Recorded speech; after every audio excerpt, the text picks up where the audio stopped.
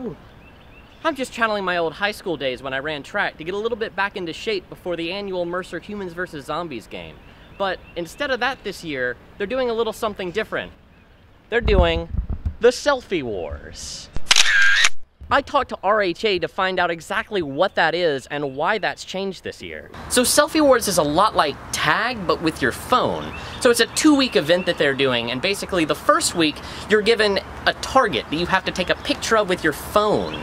And then whoever gets an elimination then is safe until the second week, where they have to repeat the process until there's a winner.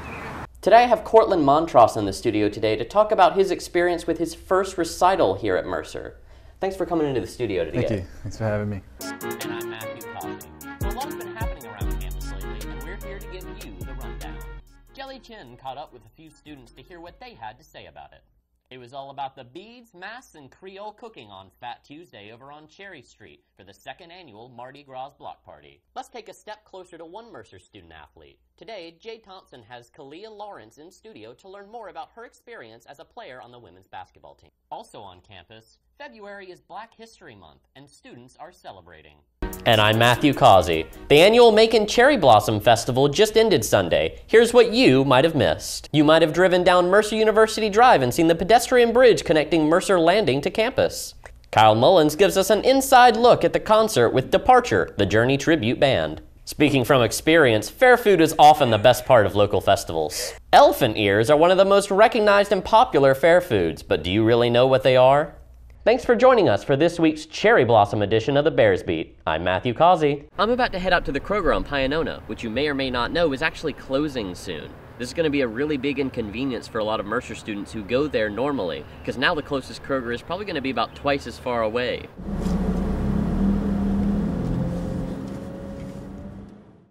Last Monday, the Macon Telegraph published an article stating that the Kroger is going to be closing on April the 20th, so in less than a month. The Telegraph also wrote in the article that declining sales and negative profit over an extended period was stated in a press release as the reason for the store's closing. I talked with several Mercer students to see what they thought about the Kroger closing and how they think it will affect them. So, did you know that the Pionona Kroger is closing?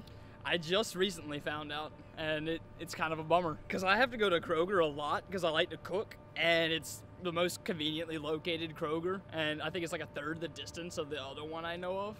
It's going to end up making me spend a lot more on gas money, and it's going to be eating up a lot more of the time that I could be using doing actually useful stuff.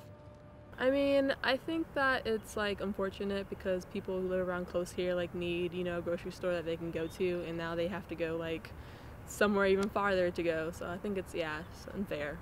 I'm a big fan of having stuff closely adjacent to Mercer. So having something so close by shut down is really inconvenient. But I mean, I can make do without. I just wish that we would have that location open. With the Mercer Center for Collaborative Journalism, I'm Matthew Causey. The Capricorn Records recording studio has been a staple of Macon ever since it was founded almost 50 years ago. Nowadays, though, it's in less than ideal shape, but that's about to change when Capricorn gets renovated. I'm standing here in the historic Capricorn Records recording studio, where we're about to have a tour of the to-be-renovated building. Let's get started.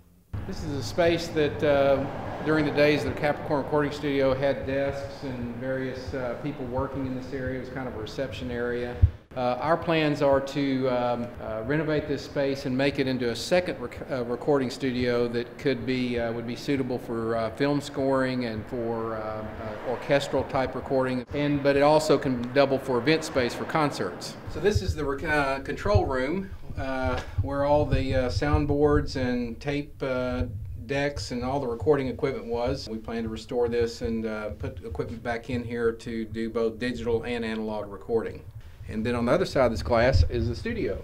So this is the area, this is where the Allman Brothers recorded, and Marshall Tucker Band and Wet Willie and the other Capricorn artists. So our plan is to keep this pretty much as is. We're not planning to do radical changes to this space, to try to preserve as much of the history as possible. This space over here, this will become the main new entrance to the studio, and the first floor will have a retail shop, a bar for special events, and just kind of a general reception space. And then on the second floor of this building will be the museum, where we'll have the artifacts and the interpretive exhibits that tell the story of Capricorn and of making music. This space was kind of a mini studio that they use for some recording to do vocals and certain elements of the records they were making.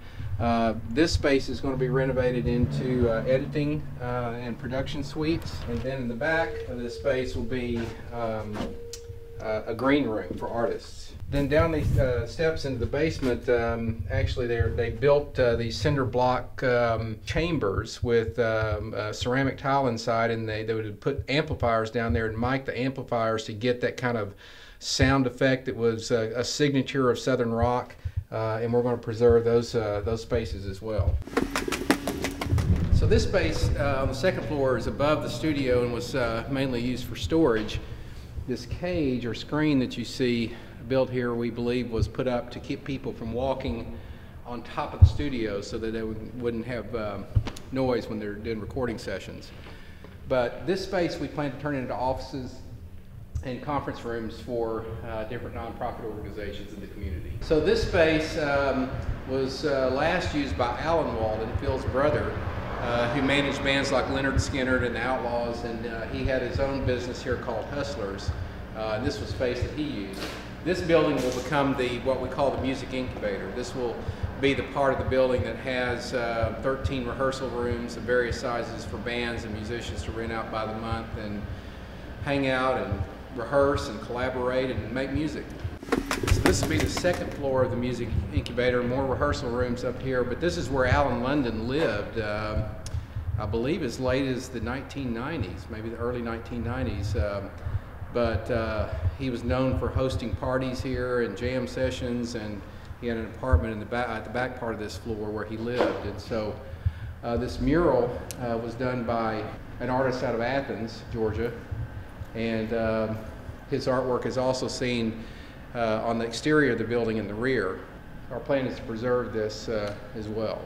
Well, I have a particular interest in this because of my age. I grew up with this music. The music of the Allman Brothers and Marshall Tucker Band and Wet Willie and other Capricorn artists were very popular when I was in high school, and so in some ways it's kind of the soundtrack of my life. Brumley said that after the fundraising is completed, they hope to have the building finished for the 50th anniversary of Capricorn next year.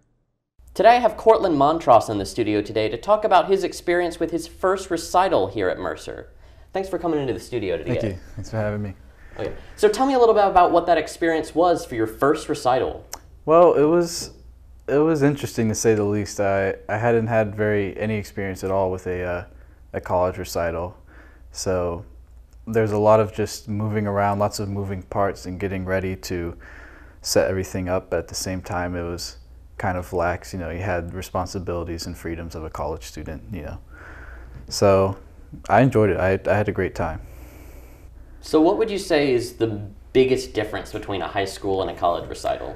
I'd say the biggest difference is just the expectation of, I guess, how you behave and how you present yourself during the recital.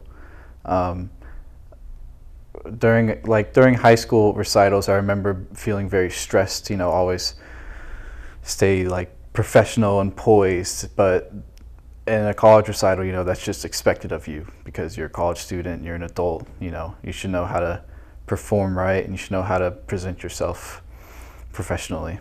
So getting more into you specifically with it, what kinds of instruments do you play?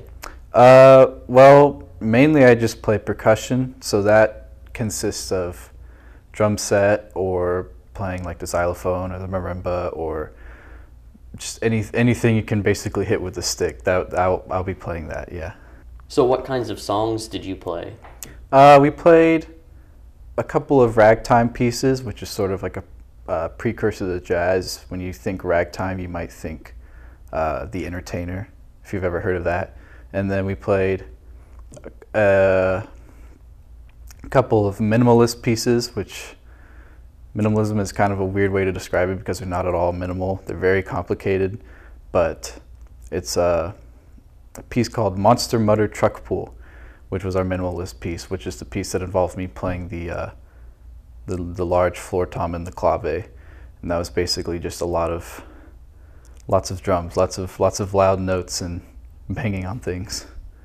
I know a selling point that Dr. Reddick likes to sell with his percussion ensemble is that they'll play music that you can get up and dance to. Yeah. Did anyone do that? Yeah. We played some steel drum pieces at the end of our concert, which was a lot of fun. It was a lot of Latin-inspired music, and you could see from the stage where I was sitting, you could see a lot of people in the audience just standing up and dancing around. It was very fun, but also it was very funny to see from the stage a lot of people dancing, which is something you typically don't see as a classical musician. So what was your favorite part of the recital?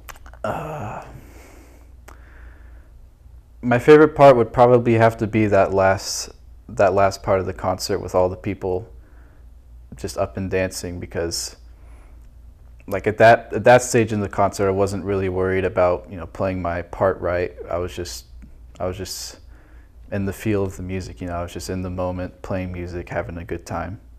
Awesome. Yeah. Well, is there anything else you'd like to share, maybe speaking to people that might be coming up on their first recitals in the future?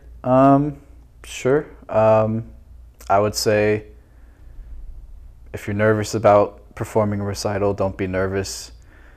The audience doesn't have as much expectations as you think. They're just here they want you to perform well. They're not trying to scrutinize everything you play. So, whatever happens in a recital will happen. Just don't be nervous.